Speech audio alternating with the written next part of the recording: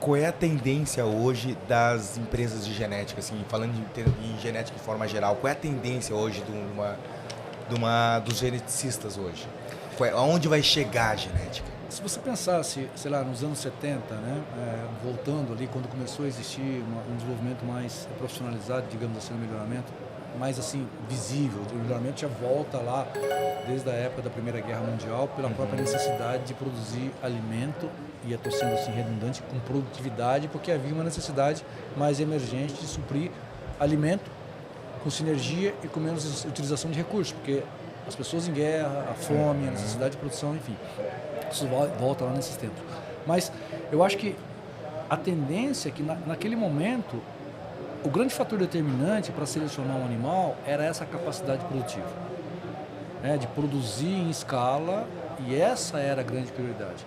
Então, eventualmente, até algumas percepções que hoje são mais preocupantes, que fazem parte das empresas genéticas que estão com o olho no futuro.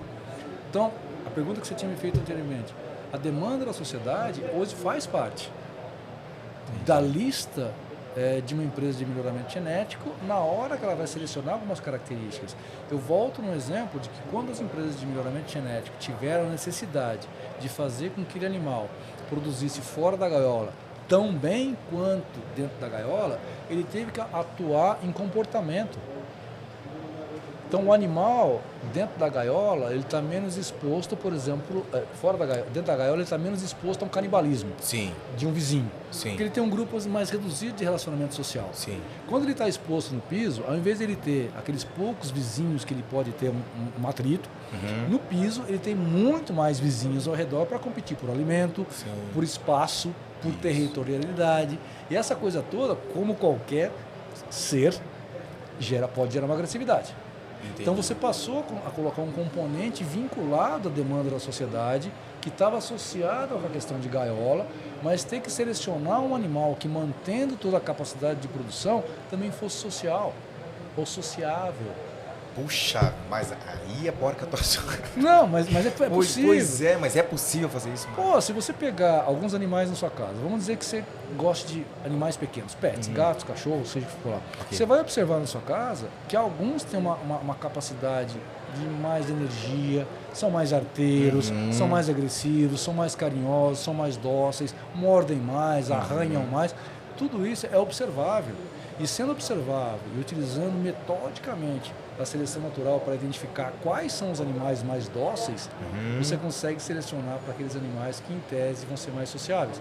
E uma das conclusões que a gente acabou chegando, e você vê como é que você faz toda vez um paralelo com o ser humano. Sim. A questão não era manter o animal sociável só aquele que não agredia, mas é aquele também que não se deixava agredir. Você percebe que você tiver uma relação com seus amigos, se você está num barzinho, numa relação social, você vai ter sempre aquele que, né, tá um pouco mais a provocar, um pouco mais numa piada, numa gracinha, coisa e tal. Então, se você é aquele que é o coitadinho, né, e se deixa ser o objeto das piadas e não der um troco, você vai ser sempre o objeto das piadas. Entendi. Agora, se eu faço uma brincadeira mais forçada com você me dá um troco, eu vou dizer, opa, meu bacana. Limite aí.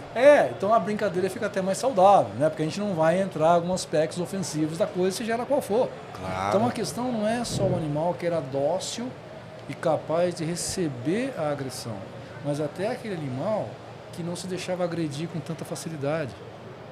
Entendi. Só que nós estamos falando de animais que não falam, que expressam o comportamento de uma maneira que tem que ser observável. Então, quando você olha um animal e vê que ele está com a asa arrastando, que ele está num canto, que ele está se integrando socialmente, quando você distribui a ração, ele vai disputar aquela ração, porque naquele momento ele também tem uma disputa. É como se você tiver com fome ou com sede e alguém colocar aqui entre nós dois uma garrafa de água. Se nós dois tivéssemos sede, exatamente, né? Então, na verdade, são características que mudaram a percepção, não só da escala produtiva, mas de atender a demanda da sociedade. Entendi. Para poder fazer esse animal. E é por isso que eu repito, a demanda da sociedade é extremamente importante. Entendi. Então, você vai mudando esses parâmetros